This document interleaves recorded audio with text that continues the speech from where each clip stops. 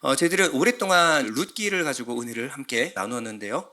자, 보아스와 룻을 통하여 오벳이 태어나고 오벳을 통하여 이세의 아들로 다윗이 태어나게 됩니다. 그 전에 우리가 이제 한나의 기도를 통하여서 이 한나의 기도를 통하여 허락하신 사람이 누구냐면 바로 사무엘입니다. 그리고 사무엘이 기름 부은 이스라엘의 두 번째 왕이 바로 다윗입니다.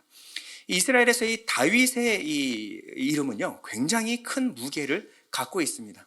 다윗은 오실 메시아의 강력한 표상이기도 하면서요, 이스라엘을 하나님의 나라의 모델로 세운 하나님의 마음에 합한 확실한 왕이기도 했기 때문에 그렇습니다. 오늘 다윗을 살펴보기 전에 우리는 참 다윗에 대해서 참 많이 알고 있다라고 생각을 합니다. 다윗과 골리앗의 이야기는 여러분들이 숱하게 들어보셨을 거고, 또 교회를 다니는 분이나 다니지 않는 분도 다윗과 골리앗의 이 싸움의 이야기는 익히 잘 알고 있으리라 생각을 합니다. 예전에 1만 시간의 법칙이라는 말을 유행시킨 아웃라이어의 저자 말콤 글래드웰은요, 2014년에 아주 독특한 제목의 책을 냅니다. 바로 다윗과 골리앗입니다. 그가 내는 책마다 대히트를 일으켰죠. 마찬가지 이 책 역시 많은 사람들의 주목을 받게 되었고요. 이 책은 신앙서적이 아님에도 불구하고 많은 설교자가 인용할 만큼 선풍적인 인기를 끌었습니다. 이 책의 부제는 강자를 이기는 약자의 기술입니다. 자, 저자는 불가능해 보이는 이 다윗과 골리앗의 싸움이 어떻게 다윗이 승리할 수 있었는가에 대하여 다윗의 전략과 기술을 들어서 설명을 하고 있습니다. 그러면서 거인과 우리는 어떻게 싸워 이겨야 하는가에서 다양한 영역에서 거인을 이긴 사람의 예를 들어서 이 자신의 논리를 논증합니다. 말콤 글래드웰의 이 주장은요, 이 경영과 자기관리, 자기개발 분야에서는 사실일지는 모르지만 이 다윗과 골리앗의 이야기를 우리에게 주신 이 성경이 말하고자 한다는 아닙니다. 그러면 하나님은 오늘 우리에게 이 다윗과 골리앗의 이야기를 통하여 어떤 말씀을 하기를 원하시는 것일까요? 자, 그 치열했던 그 싸움의 현장으로 오늘 가보도록 하겠습니다. 자, 사무엘상 17장 1절인데요. 블레셋 사람이 그들의 군대를 모으고 싸우고자 하여 유대에 속한 소고에 모여 소고와 아세가 사이에 에베스 담밈에 진침해. 지금 블레셋이 대군을 이끌고 이스라엘과 전면전을 하기 위하여 지금 쳐들어왔습니다. 사울과 이스라엘 군대는 이 블레셋과 맞서기 위하여 지금 엘라 골짜기에 진을 칩니다. 2절 보면요, 사울과 이스라엘 사람이 모여서 엘라 골짜기에 진치고 블레셋 사람들을 대하여 전열을 벌렸으니, 3절, 블레셋 사람들은 이곳 산에 섰고 이스라엘은 저쪽 산에 섰고 그 사이에는 골짜기가 있었더라.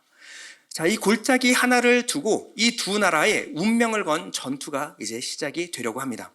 자, 목숨을 건 치열한 전쟁이 일어나기 바로 직전 두 나라 간에, 원래 고대 싸움이 그랬죠, 치열한 기싸움이 시작이 됩니다. 먼저 블레셋 전장에서 싸움을 도두는 자 한 사람이 나왔는데 그 사람의 이름이 바로 골리앗입니다. 4절에 보면요, 블레셋 사람의 진영에서 싸움을 도두는 자가 왔는데 그의 이름은 골리앗이요 가드 사람이라. 그의 키는 6규빗 1뼘이요. 자, 우리하고 지금 측량하는 기준이 다르니까 상상이 안 갈 수도 있습니다. 자, 규빗은요, 이 손끝에서 팔꿈치까지를 한 규빗이라고 합니다. 보통 대략 50cm라고 잡는데요, 6규빗 하면 3m입니다. 3m. 거기에 한 뼘이 더 붙으니까 3m 20cm 정도. 그러니까 보기만 해도 위협을 느낄 만한 엄청난 거인입니다. 자, 5절에 보면요, 머리에는 노투구를 썼고 몸에는 비늘 갑옷을 입었으니 그 갑옷의 무게가 놋 5,000세겔이며, 자, 놋 5,000세겔이면요 60kg입니다. 그러니까 다른 사람들은요, 이 갑옷을 입으면 서 있기도 힘든 무게입니다. 한 사람의 어떤 무게, 한 사람을 지금 업고 있는 무게. 근데 그 사람은 아무렇지도 않게 이 옷을, 갑옷을 몸에 걸치고 있는 것입니다. 자, 6절에서 7절을 보면요, 그의 다리에는 놋 각반을 쳤고 어깨 사이에는 놋 단창을 메었으니 그 창자루는 배틀재 같고 창날은 철 600세겔이며 방패에 든 자가 앞서 행하더라. 자, 창이 아니라 창 끝에 무게만 7kg, 등에는 던질 수 있는 단창들도 있습니다. 이렇게 성경은요, 블레셋 사람 이 골리앗의 외모에 대하여 4절에 걸쳐서 길고 장황하게 설명하고 있습니다. 이스라엘 백성들이 얼마나 주목하여 봤으면 그 길이와 그리고 무게까지 예측을 해서 성경에 기록하고 있습니다. 자, 성경의 묘사를 정리하면요, 골리앗은 움직이는 거대한 성과 같은 용사입니다. 이 누구도 이 성을 무너뜨릴 수 있는 사람은 없어 보입니다. 그런데 이 거대한 움직이는 성을 향해서 한 소년이 돌진하고 있는데요, 그는 목동이 입는 부드러운 옷을 입고 있습니다. 갑옷이 아니라 손에는 칼도 창도 아닌 물매를 들고 이 거대한 적장을 향하여 돌진하고 있습니다. 그 이름이 바로 다윗입니다. 자, 이 다윗과 골리앗의 이야기는 성경에서 가장 유명한 이야기 중에 하나입니다. 그리고 이 전투는요, 유초등부를 시작해서 중고등부까지 가장 흥미롭게 회자되는 이야기 중에 하나입니다. 근데 또 놀라운 것은요, 이 교회 학교를 졸업하고 나면요, 절대 설교되지 않는 본문 중에 한 본문이기도 합니다. 땅꼬마가 거대한 거인을 쓰러뜨린 이야기는 이 아이들에게는 굉장히 흥미로운 이야기입니다. 나 같은 땅꼬마가 거대한 거인을 쓰러뜨리다니 얼마나 재밌겠어요? 그러나 세상을 좀 살아본 어른들은요, 현실에서는 이런 일이 잘 일어나지 않는다는 것을 잘 알고 있기 때문에 어른들에게는 이 본문이 참 설교하기 힘든 본문 중에 하나입니다. 어른이 되면서 이 현실과 싸우고 부딪히면서 이 다윗과 골리앗의 이야기는 허무맹랑한 아이들의 동화 같은 이야기로 전락해버리고 맙니다. 자, 그러면 이 다윗과 골리앗의 이야기는 정말 어린아이들을 위한 동화에 불과한 이야기일까요? 자, 우리는 성경에 나오는 익숙한 이야기들을 주의해서 봐야 합니다. 익숙하다고 우리가 다 이해했다고 착각에 빠지기 쉽기 때문에 그렇습니다. 우리가 익숙할수록 이 이야기를 좀 더 진지하게 꼼꼼하게 다시 읽을 필요가 있습니다. 오늘 본문에 이 다윗과 골리앗의 이야기 사무엘상 17장은요, 어디서부터 읽어야지 올바로 이해할 수 있냐면 16장 7절부터 읽어야 이 이야기를 이해할 수가 있습니다. 사무엘상 16장 7절은 이렇게 나옵니다. 내가 보는 것은 사람과 같지 아니하니 사람은 외모를 보거니와 나 여호와는 중심을 보느니라. 이스라엘의 초대 왕으로 세운 이 사울은요, 하나님 보시기에 이스라엘의 왕으로서 완전히 실패였습니다. 하나님은 사무엘에게 새로운 이스라엘의 왕에게 기름을 부으라고 명령하시고요, 이 사무엘을 이새의 집으로 이끄십니다. 사무엘은 그 이새의 아들들을 쭉 돌아보다가 이새의 큰아들 엘리압을 보고 나서 그 외모가 출중함을 보고 그에게 하나님이 택하신 자가 이런 사람이지, 하나님이 이스라엘의 왕으로 세울 만한 사람은 엘리압이지 하고 기름을 엘리압에게 부으려고 합니다. 그때 하나님이 그가 아니다 라고 말하면서 하신 말씀이 바로 이 말씀입니다. 나 여호와는 외모가 아니라 중심을 보시느니라. 엘리압은 중심을 봤을 때 합당한 사람이 아니라는 것입니다. 그 후 사무엘은 다윗에게 기름을 붓습니다. 중심을 보시는 하나님께서 보셨을 때 다윗이 하나님의 마음에 합한 사람이다 라는 것입니다. 자, 그러면 하나님의 기뻐하신 다윗은 다른 사람들과 무엇이 달랐기에 하나님은 다윗을 택하신 것일까요? 중심을 보시는 하나님은 이 다윗의 중심에서 무엇을 보셨을까요? 자, 이 관점으로 이 다윗과 골리앗의 이야기로 다시 돌아가서 살펴보도록 하겠습니다. 첫 번째, 다윗의 중심에 있었던, 하나님이 기뻐하셨던 다윗의 중심은 무엇이었냐면 거룩한 분노였습니다. 다윗은 전쟁에 참전할 만한 나이가 되지 못했습니다. 그래서 참전한 형들에게 도시락을 전하러 이세 아버지의 부탁을 받고 도시락을 전달하려고 왔을 뿐이었습니다.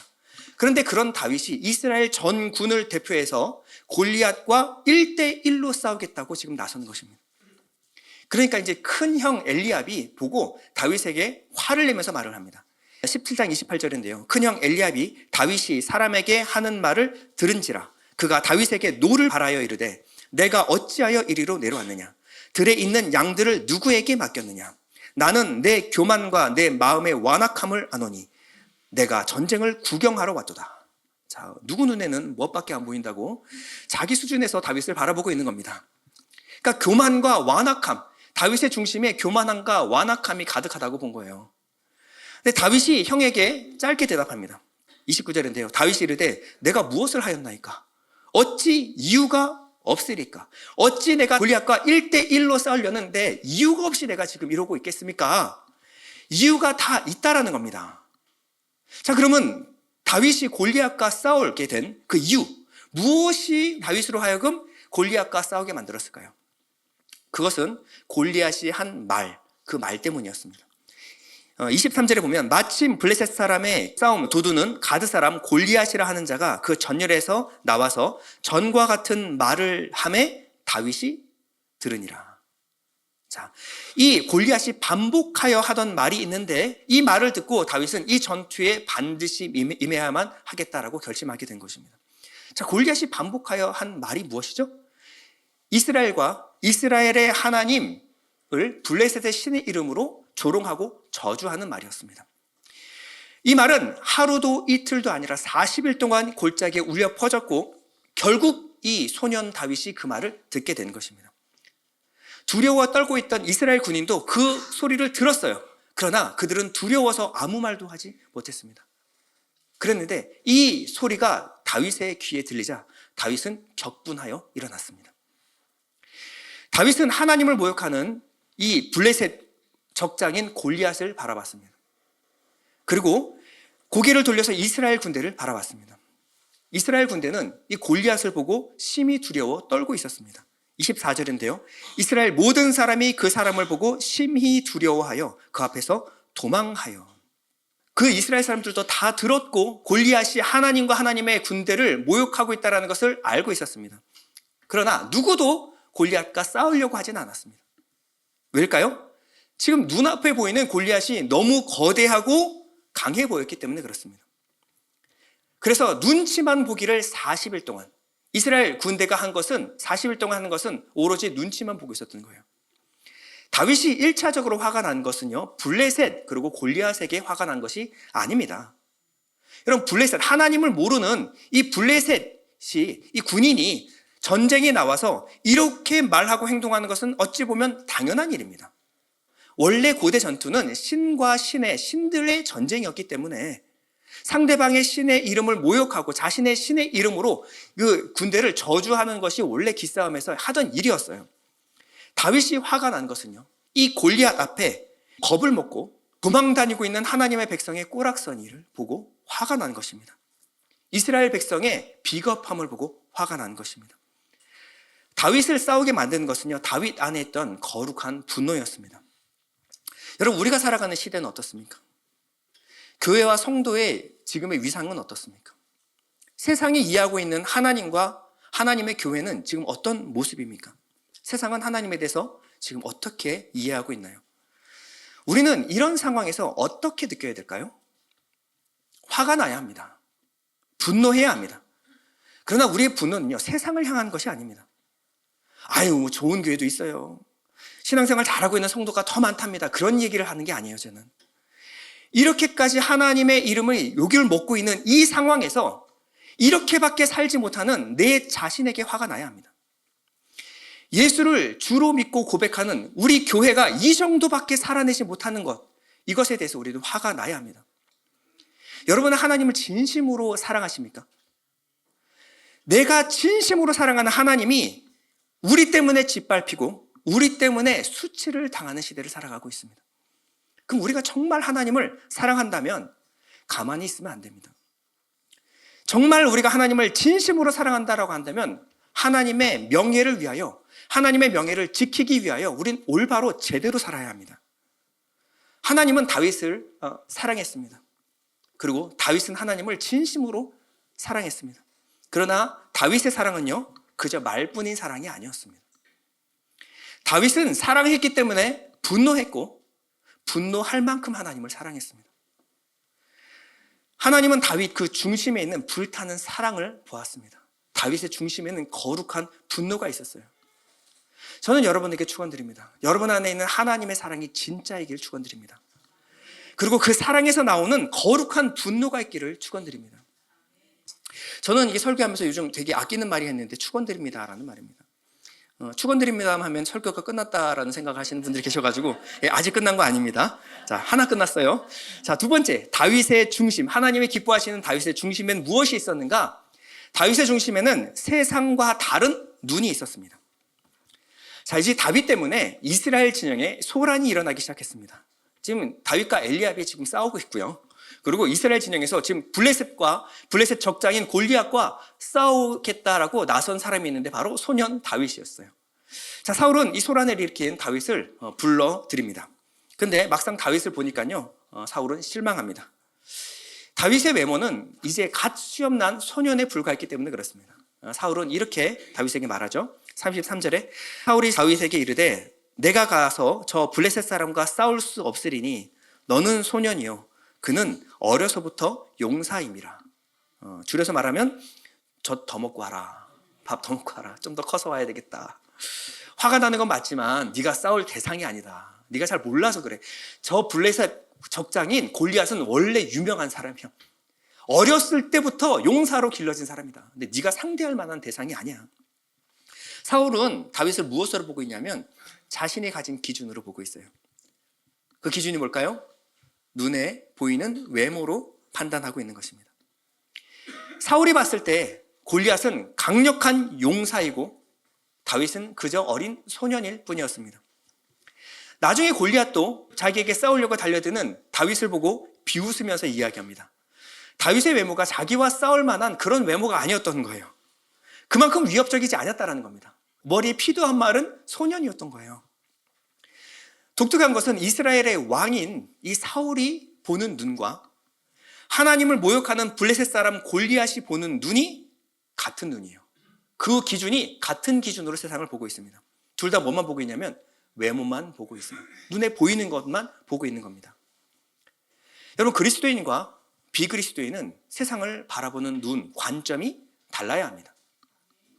그리스도인과 비그리스도인은 세상을 바라보는 이 가치관과 세계관이 달라야 합니다.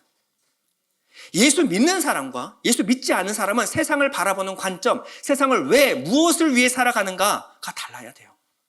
무엇이 가치 있고 무엇이 가치 없는 인생인지 바라보는 관점이 달라야 합니다. 세상 사람들은 눈에 보이는 것밖에 보지 못해요. 눈에 보이지 않는 하나님을 보지 못하니 눈에 보이는 것으로 판단하고 눈에 보이는 것을 쫓아 살아가는 것이 당연한 모습입니다. 어쩔 수 없는 거예요. 그러나 그리스도인은 세상 사람들이 보지 못하는 것을 보는 사람들입니다. 다윗의 눈에는 이 전쟁은요, 그냥 블레셋과 이스라엘의 전쟁으로 보이지 않았어요. 다시 말해서 골리앗의 군대와 사울의 군대와의 전쟁으로 보이지 않았습니다. 17장 26절 여러분 다 같이 한번 읽어볼까요? 시작. 다윗이 곁에 서 있는 사람들에게 말하여 이르되 이 블레셋 사람을 죽여 이스라엘의 치욕을 제거하는 사람에게는 어떠한 대우를 하겠느냐? 이 할례 받지 않은 블레셋 사람이 누구이기에 살아계시는 하나님의 군대를 모욕하겠느냐? 이 전쟁에서 지금 할례를 받았느냐 안 받았느냐가 뭐가 중요합니까 지금, 그렇죠? 지금 목숨 걸고 싸우고 있는 전장에서 저 할례 받지 못한, 이게 뭐냐면요, 지금 다윗의 눈에 이 전쟁은요, 할례 받지 못한, 즉 하나님을 알지 못하는 거룩하지 않은 블레셋과 하나님의 군대 마하나임과의 전쟁으로 눈에 보였던 거예요. 여러분, 이 이스라엘의 군대가 사울의 군대면 대책이 없는 겁니다. 지금 이 적장이 사울과 골리앗의 대결이라고 한다면 이것은 가능성 없는 싸움입니다. 그런데 이 군대가, 이스라엘의 군대가 하나님의 군대라고 한다면 이 군대의 대장이 누구입니까? 하나님입니다. 하나님입니다. 눈앞에 있는 골리앗이 아무리 대단하고 위풍당당해 보여도 하나님 앞에서는요, 한낱 미물 먼지에 불과한 것입니다. 하나님을 알지 못하는, 영이신 하나님을 보지 못하는 이 할례 받지 못한 이 블레셋 사람이 지금 만군의 여호와 하나님의 이름을 지금 더럽히고 있는 것입니다. 다윗은 하나님을 알지 못하는 이 블레셋 사람 골리앗을 뭐로 보냐면요, 그저 한 마리 짐승에 불과하다라고 말하고 있습니다. 36절에 보면요, 주의 종이 사자와 곰도 쳤은즉 살아계시는 하나님의 군대를 모욕한 이 할례 받지 않은 블레셋 사람이니까 그가 그 짐승의 하나와 같이 되리이다. 여러분들은 세상과 다른 시선으로 보고 있습니까? 여러분들의 시선과 관점은 예수 믿지 않는 사람들의 관점과 어떤 차이가 있죠? 여러분들은 영이신 하나님, 이 모든 세상이 돌아가는 원리, 그리고 통치하고 다스리는 분이 하나님이심을 믿으십니까? 아멘. 자, 세 번째, 다윗의 중심. 하나님이 기뻐하셨던 다윗의 중심은요, 하나님을 아는 지식이었습니다. 자, 이런 설교 여러분 많이 들어보셨을 겁니다. 다윗은 목동 시절 이 돌팔매질 연습을 많이 해가지고 돌팔매질의 달인이었을 것이다. 대가였을 것이다. 그러니 평소에 우리에게 주어진 일에 최선을 다하다 보면 언젠가 기회가 왔을 때 하나님께서 그것을 들어서 쓰실 것이다. 많이 들어보셨죠? 네, 열심히 공부하고 여러분들 열심히 기술을 갈고 닦으시기 바랍니다. 그러나 본문이 말하고자 하는 바는 그것이 아닙니다. 지금 사울왕 앞에서 다윗이 강조하고 있는 것은요, 자신의 돌팔매 실력이 좋다 나쁘다 뭐 이런 얘기를 하고 있는 것이 아니라는 거예요. 다윗은 목동으로 살아가는 동안 하나님이 구원하시는 이 하나님의 구원을 삶으로 직접 체험한 사람입니다. 다시 한번 다윗의 이야기를 한번 들어보겠습니다. 37절 보면요, 또 다윗이 이르되 여호와께서 나를 사자의 발톱과 곰의 발톱에서 건져내셨은즉 나를 이 블레셋 사람의 손에서도 건져내시리다. 자, 이 건져내셨은즉 이 나찰이 뭐냐면 구원이라는 말이에요. 지금 다윗은 구원을 강조하고 있는 것입니다. 자신의 돌팔매 실력을 강조하는 것이 아니라 하나님의 구원을 내가 경험했습니다. 하나님은 구원하시는 하나님이십니다. 이 다윗에게 봤을 때는요, 사자나 곰이나 골리앗이나 불가능해 보이는 것은 매 한 가지입니다. 다윗이 싸워서 이길 만한 상대가 아니었어요. 근데 만약에 자신의 실력으로 만약에 사자와 곰을 이겼다라고 한다면 자신이 이길 수 있는 상대, 자신이 이길 수 없는 상대가 분명히 있을 것입니다. 근데 자신의 실력이 아니라 그 모든 사자의 이빨과 곰의 발톱에서 건져내신 분이 하나님이라고 한다면, 그렇다면 사자와 곰의 발톱에서 나를 건져내신 하나님이 골리앗에게 건져내시지 못하시겠습니까? 자기 실력이 문제가 아니라 건져내신 분이 하나님이라면 골리앗의 세계에서도 나를 건져내실 것입니다. 이것이 다윗의 확신이었습니다. 아무리 가능성 없는 싸움을 쌓을지라도 내 중심이 하나님께 향해 있다면, 우리가 내 중심을 보시는 하나님께서 우리가 싸우는 이 목적이 하나님의 영광을 위한 것이라면, 하나님의 이름을 위해 내가 싸우고 있다면 하나님이 반드시 구원하고 이기게 하실 것입니다. 다윗이 싸움을 잘해서, 물매를 잘해서, 혹은 몸집이 크고 둔한 이 골리앗을 싸우기 위해서 원거리 저격 기술을 사용한 그 다윗의 전략 때문에 이긴 것이 아니에요. 다윗의 승리는요, 하나님에 대한 올바른 지식 때문에 이긴 것입니다. 그리고 이 정확히 말하면 하나님의 올바른 지식이 몸으로 체험된 지식이기 때문에 담대히 나가서 싸워서 이기게 된 것입니다. 다윗은 승리에 대한 확신이 있었어요. 내가 싸우면 하나님이 구원해 내실 수도 있고 안 할 수도 있고, 질 수도 있고 이길 수도 있고가 아니라 다윗은 반드시 이길 것입니다 라고 말하고 있어요. 이 확신은 근거 있는 확신입니다. 이 근거는 하나님에 대한 지식의 근거를 둔 거예요. 이후에도 다윗은요, 싸워야 할 때와 싸우지 않아야 할 때를 정확히 아는 사람이었어요. 그저 화가 난다고 다 싸우는 것이 아니라, 그저 두렵다고 다 피할 것이 아니었습니다. 이기고 지는 것은, 전쟁은 하나님께 속한 것인즉 다윗을 구원하시는 하나님, 그 하나님을 의지함으로 항상 적장에 나가서 싸워 이긴 것입니다. 다윗은 구원하는 하나님을 그저 지식으로 아는 것이 아니라 몸으로 경험하여 아는 사람이었습니다. 여러분께 축원드립니다. 여러분들 하나님을 아는 지식에 넘쳐나시길 축원드립니다. 더욱더 여러분들이 이 지식이 경험으로 알아가시길 축원드립니다. 하나님이 원하시는 자리에, 하나님이 원하시는 방식으로 서 계십시오. 그러면 하나님께서 여러분에게 반드시 구원과 승리를 경험케 하실 줄 믿습니다. 다윗은 골리앗을 향하여 이렇게 외치면서 달려나갑니다. 45절에 보면 다윗이 블레셋 사람에게 이르되 너는 칼과 창과 단창으로 내게 나아오거니와 나는 만군의 여호와의 이름 곧 내가 모욕하는 이스라엘 군대의 하나님의 이름으로 내게 나아가노라. 자, 지금 다윗의 손에 들린 것은 물맷돌입니다. 물맷돌. 그러면 물맷돌을 들고 나아가노라 이렇게 얘기하는 것이 아니라 하나님의 이름으로 나아간다라고 외치고 있습니다. 자, 이 다윗은요, 이 하나님의 이름을 걸고 싸웠습니다. 이게 무슨 말이냐면요, 이 전투를 통하여 반드시 알아야 될 이름이 하나 있다라는데 이것이 바로 여호와의 이름이라는 거예요. 자, 그러면 여호와가 어떻게 그 이름이 알려지는가? 자, 46절에서 47절인데요.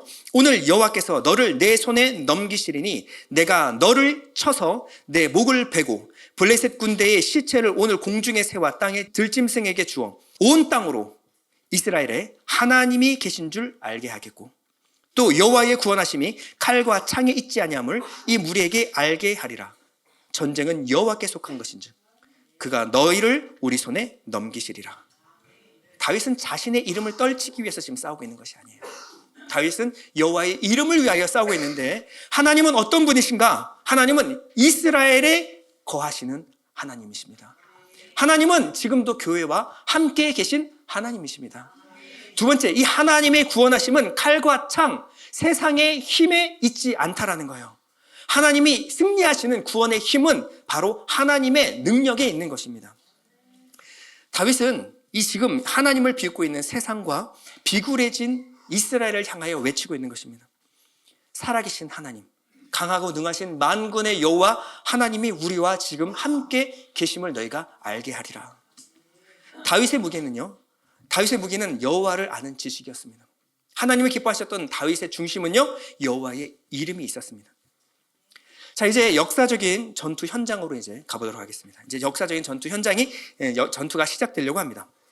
자, 이스라엘 전군과 블레셋 전군이 이 두 사람의 싸움을 주목하여 보고 있습니다. 자, 역사적인 순간이에요.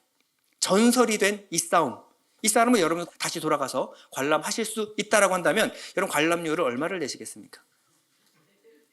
좋기 1,000만 원 정도는 내셔야 될 겁니다. 그러나 이 표가 이미 매진됐고요. 입석이지만 벌써 암표 거래가 좀 상행되고 있다는 소문이 돌기 시작했어요. 자, 관중석은 이미 10,000원을 이루고 있습니다. 자, 중계 현장으로 한번 가보도록 하겠습니다. 자, 골리앗이 압도적인 승리를 거둘 것이라고 다들 예상하고 있는데, 해설위원은 이 경기를 어떻게 보고 있습니까? 보기에는 어려 보여도 다윗이 곰과 사자와 싸워서 이긴 전적이 있습니다. 절대 방심할 인물은 아니라는 거죠. 그런데 거대한 골리앗을 상대하기 위해 다윗은 고작 돌멩이 5개를 가지고 갔다는데 그게 사실입니까? 네, 사실입니다. 사울이 칼과 갑옷을 주었음에도 불구하고 다윗이 한사코 그것을 거절했다고 합니다. 돌멩이 5개. 돌멩이 5개. 지금 이 역사적인 이 전쟁은 고작 15분 안에 끝날 것으로 예상이 됩니다. 자, 지금 온 몸을 청동 갑옷으로 무장하고 있는 이 골리앗이 지금 다윗에게 걸어 들어옵니다. 그리고 다윗을 향해 호기 좋게 외칩니다. 43절에서 44절을 제가 의역해서 읽어드리겠습니다. 나를 상대로 막대기나 들고 오다니 네 눈에는 내가 개로 보이냐? 덤벼. 모든 사람들이 다 보는 앞에서 내가 너를 죽여서 내 살을 공중의 새들과 들판의 짐승들의 먹이로 주겠다. 그런데 이 의기양양한 외침과는 달리 골리앗의 행동이 좀 이상합니다. 자, 한 절 거슬러 올라가 보면 41절인데요. 블레셋 사람이 방패에 든 사람을 앞세우고 다윗에게로 점점 가까이 나아가니라. 지금 말은 굉장히 의기양양한데요. 지금 골리앗의 모습은요, 방패 뒤에 숨어 있습니다.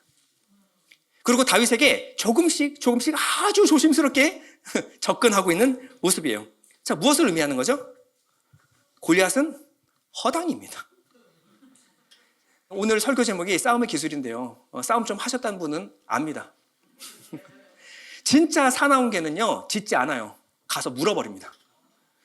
근데 시끄럽게 짖는 개는요, 지가 무서워서 짖는 겁니다. 골리앗은 겁쟁이고 다윗은 그것을 볼 수 있는 눈이 있었어요.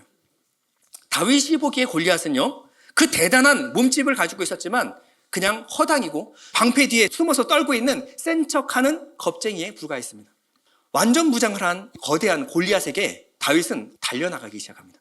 블레셋 사람이 일어나 다윗에게로 마주 가까이 올 때에 다윗이 블레셋 사람을 향하여 빨리 달리며 손을 주머니에 넣어 돌을 가지고 물매로 던져 블레셋 사람의 이마를 치매 돌이 그의 이마에 박히니 땅에 엎드러지니라. 대단한 기술이 아니라 하나님 제가 던질 터니 하나님 막 주세요 이렇게 던진 거예요. 그랬더니 하나님이 지금 다윗이 5개 물맷돌을 준비했는데 하나도 낭비하지 않고 그 첫 번째 돌을 어디다가 골리앗이 쓰고 있는 투구, 이 유일한 빈틈에 절묘하게 쑤셔 박아 넣어버리신 것입니다. 돌멩이 하나에 그 거대한 골리앗이 칼 한 번 휘두르지 못하고 쓰러져 버립니다. 이럴 줄 알았으면 그 비싼 돈 주고 골리앗을 섭외할 필요가 없었어요. 그리고 솔직히 다윗도 이렇게까지 싱겁게 싸움이 끝날 줄은 몰랐을 것입니다. 어떻게 이런 일이 있을 수 있을까요? 이것은요, 다윗과 골리앗의 싸움이 아니라 만군의 여호와 하나님이 하나님을 모르는 블레셋 사람 한 명을 치신 사건이기 때문에 그렇습니다. 여러분, 우리 하나님께서 보셨을 때 골리앗이 그렇게 대단하고 강력해 보였을까요? 하나님이 상대하시기에 골리앗은 작아도 너무 작았습니다. 상대할 만한 어떠한 힘이 나지 않을 정도로 너무나 작은 미물에 불과했습니다. 여러분, 거대한 골리앗과 같은 세상을 마주대할 때 여러분들을 두려움을 버리시기 바랍니다. 지금까지 하나님이 여러분들을 어떻게 지키고 보호하셨는가를 여러분 기억해 보십시오. 그리고 앞으로 우리의 목자 되신 하나님께서 우리 여러분들을 앞으로도 신실하게 이끌어 나가실 줄을 여러분 믿으시기 바랍니다. 이 시대 교회가 진심으로 저는 하나님을 사랑하기를 소망합니다. 이 시대 교회가 하나님의 이름을 위하여 분연히 일어나기를 기도합니다. 교회가 다시 하나님을 아는 지식으로 충만하여지기를, 그리고 하나님의 손에 붙들린 교회가 되기를 여러분들 기도하시기 바랍니다. 여러분들이 정말 하나님을 신실하게 신뢰하는 믿음으로 또 만군의 여호와의 이름으로 나갈 때 세상은 아무런 힘을 잃어버립니다. 만군의 여호와의 이름으로 세상을 향해 담대히 나가시는 예일교회 성도님 되시기를 축원드립니다. 우리 잠시 기도할 때, 하나님, 이 시대에 하나님의 이름이 농락당하고 조롱당하는 이 시대를 살아가고 있습니다. 하나님, 내가 이 시대를 살아가면서 무엇을 두려워합니까? 이 시대를 붙잡고 계신 하나님을 두려워하게 하여 주시옵소서. 하나님, 세상을 향해 담대히 나갈 수 있는 믿음과 담력을 허락하여 주옵소서. 우리 잠시 기도하겠습니다.